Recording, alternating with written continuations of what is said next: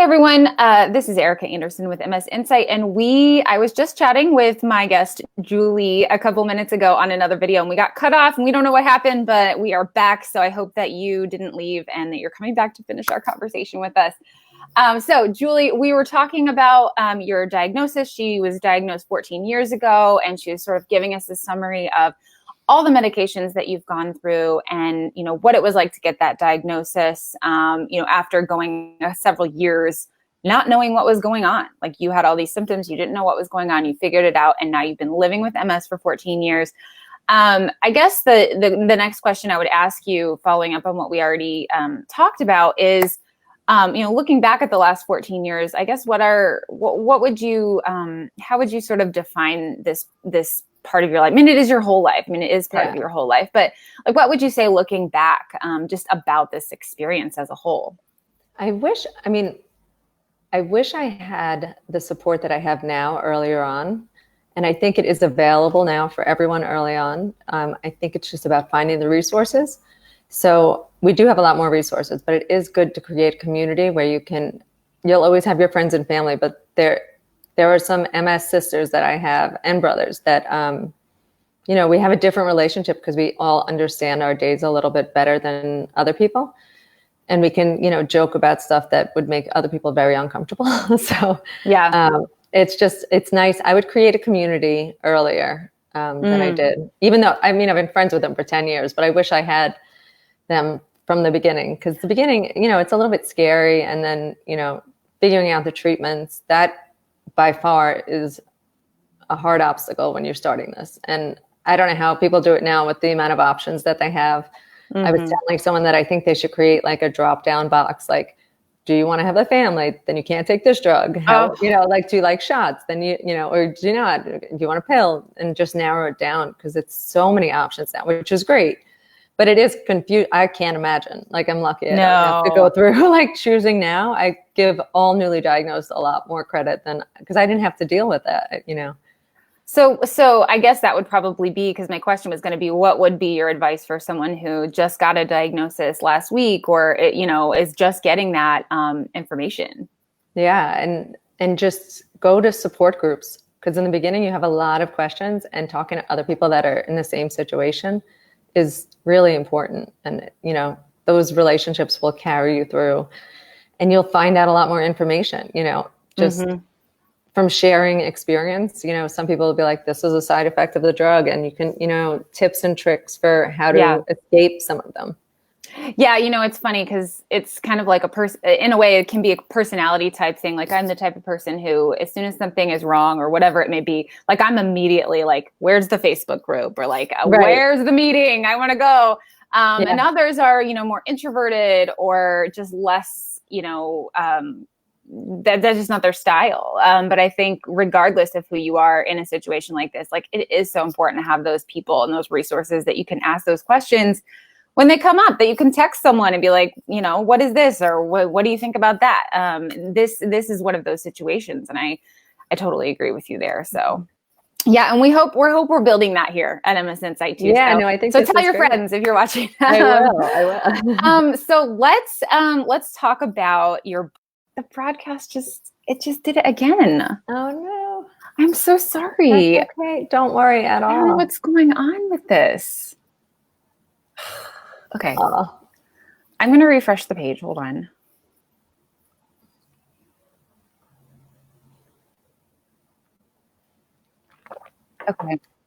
Okay. Now I can't tell.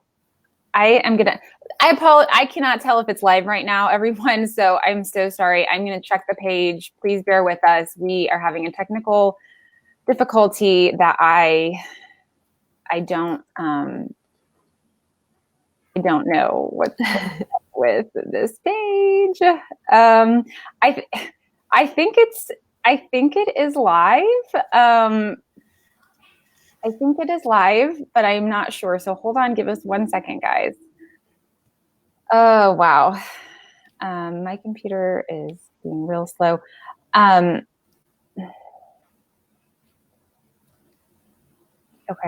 Okay. It is saying that it's live. So we're going to keep going. Ready? Cool. So much for watching, everyone. I don't know what happened, but anyways, Julie is going to tell us about her book before we get booted off again. Tell us about your book, Julie. I am so excited about it, and it's been really well received, which is exciting. It is from a child's perspective, and I found the materials that were provided by some of the associations and societies were a bit negative and apologetic, and I am not for that approach. Mm-hmm. I will never let my disease be an excuse for my son.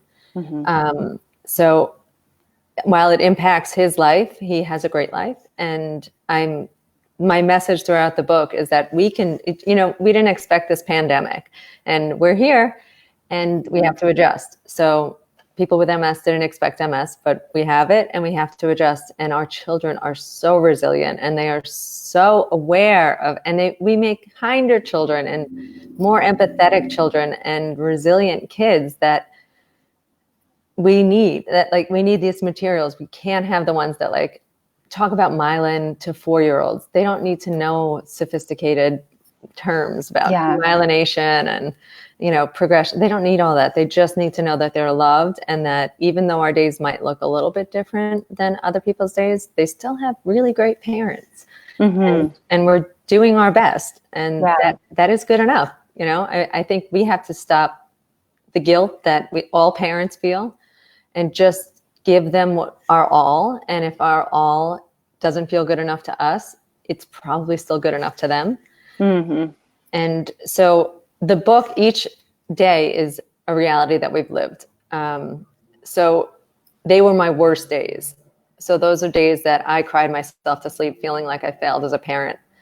And then I talked to my son about that because I write him a journal just because I have a really poor memory. So I write him a journal so when he's bigger, just to know what we've been through that he won't remember. But so I would talk to him about those days. And I was like, how did you feel that day? Just to get, and he thought they were great adventures, like days that my legs didn't work and I had to like scooch around the apartment and pretend that I was a train. He thought that was a great day. And oh my gosh, that makes me want to cry. Yeah, thanks. But like, I think we're all so hard on ourselves. And if we just take a moment, this is a learned thing. I'm a mom for 4 years, but the beginning was scary, and I felt so much guilt, and it was eating me a lot. I felt like such a failure every time I had a bad day. And then, I sat down and I was like, let's just see, because like he sees things different than me. We walk down the street, he sees a line for cable and he thinks it's a Spider-Man web. So he sees things different. Like all kids, they have an imagination. Yeah. So all those bad days, like when I have to use a walking stick and we cast magical spells on his toys, that's an exciting thing for him. Not mom needed a walking stick, I feel bad for myself. Right. Oh, that's such a great perspective. And kids can really, they can just really bring out, the good in whatever situation, just because of the way that they see the world. And I love that perspective. So does he know you have MS, or what does he know about the situation? So I've been very open with him from the beginning, and my favorite reviews that I've received so far, apart from the fact that Selma Blair read it to her son. Oh, that's so great. Yeah. My favorite review so far is that people are using it to tell their children for the first time that they have MS, which is really great. And then like for children to be able to relate and be like, hey, you're just like this mom. Yeah.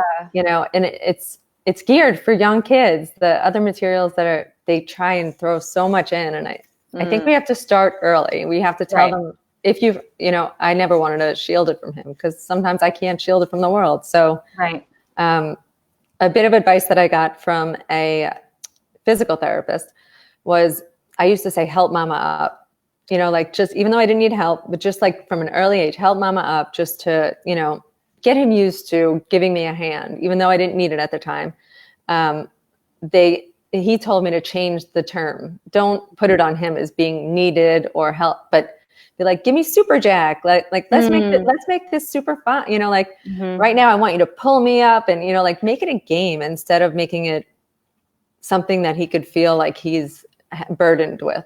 Right. Oh, that's such a good idea. And then you can take that and, use it in all the ways that you already mentioned. So yeah, no, that's and like the fact that he relates to it so much, and he's so proud that the book exists, and he thinks that this one copy, it's his copy, is the only copy in the world. So when he sees it in all the pictures that people keep sending us, he like runs to get it to make sure no one took his copy. oh, Like, that's I so swear funny. to God.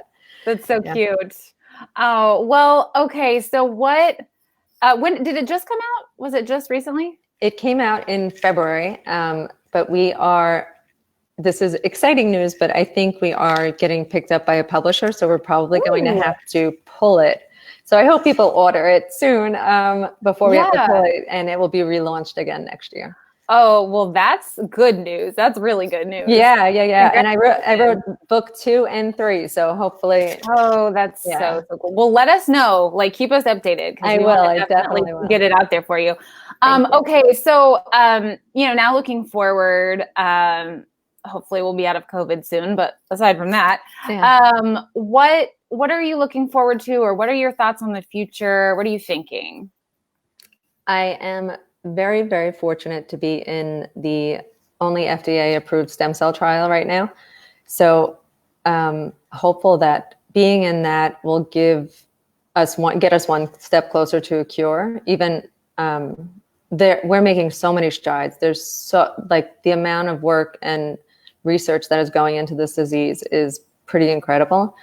And I truly believe, it's not something I say just to make myself feel better. I really believe that within the next 10 years, we'll have a cure. I really do. I think they're going to come up with something that will help remyelinate. And I don't think it's not the disease it was 14 years ago. It's not the disease it was 5 years ago. Right. And while I don't want anyone to get diagnosed now, they have to realize that it's not as scary as it once was. So that's a lot of hope. Yeah. But I don't think it's unwarranted hope, because right. a lot of people are hopeful, and I think that's great, but I think there's so much research and time put into this disease, and we're making so many strides.